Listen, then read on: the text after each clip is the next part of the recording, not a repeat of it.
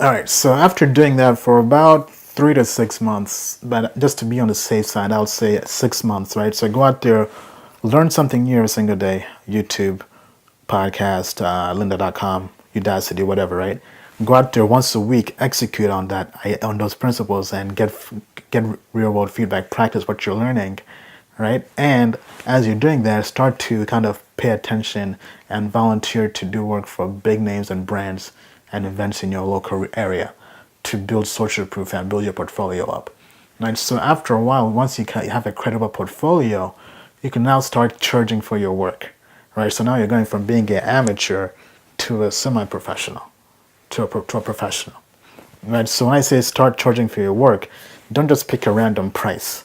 Right? So with me, I wanted to initially start out low, right? Because I was going from being free to now trying to monetize and make money from this. So what I did is I first did market research. So I went online and found the top 5 companies on Google in my region for video, right? In this case, it can be whatever skill or hobby you're turning into a side hustle. Just find the top companies, maybe the top 10 companies on Google or whatever, and contact them via phone and email and pretend to be a client, pretend to be a prospective customer who's going to buy for them, and just see how they treat the customers. What's their process like? How much do they cost and charge? Right. So from doing this, I was able to learn that the big names charged in terms of video production, they charged about anywhere from 5 grand an hour or more, right? Because I called one video company pretending to want them to film 1 hour talk for me, and they quoted me 5 grand. It was like I actually think it was like 7 grand, and I almost fell out of my chair because the price was so high, right? But I was like, okay, this is why they're professional. This is a company that's kind of doing some Hollywood type stuff. So they work with very, very big names, very big companies. So I got an understanding of the high end of the spectrum, but I also got an understanding of the low end of the spectrum.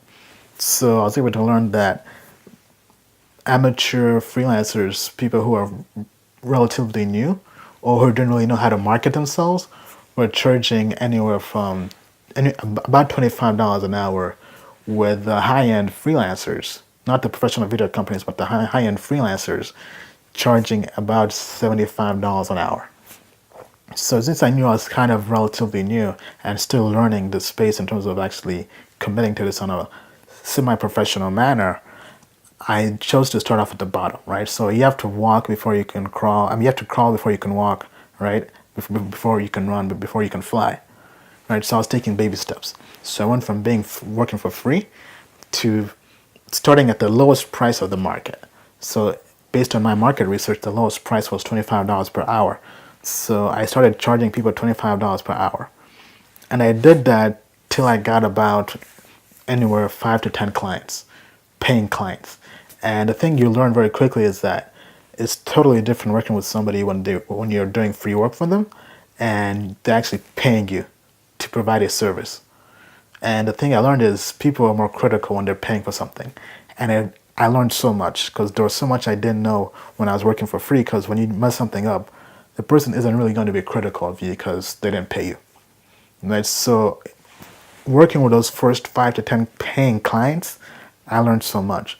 But also in addition to that is I discovered things that I wasn't noticing when I was working for free. Right? So for example, I was editing a video, and I began to notice the subtle details in the audio quality that I didn't really notice when I was working for free.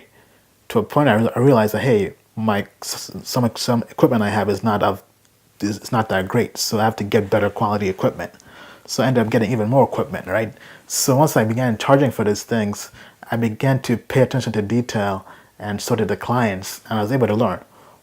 So I'm not gonna lie, there was definitely lots of failure during that time because it was a learning process. But the cool thing about it was I was being paid to learn, right? I mean, I don't know about you, but who doesn't like being paid to learn on the job, right? So it's basically on the job training I was being paid to do. And I didn't, initially it was a struggle, but I was being paid to learn, right? And customers couldn't really complain that much because once again, my prices were the lowest in the market, right? I was at the low end of the market. It wasn't like I was charging crazy prices, right? So it allowed me to have some room for failure.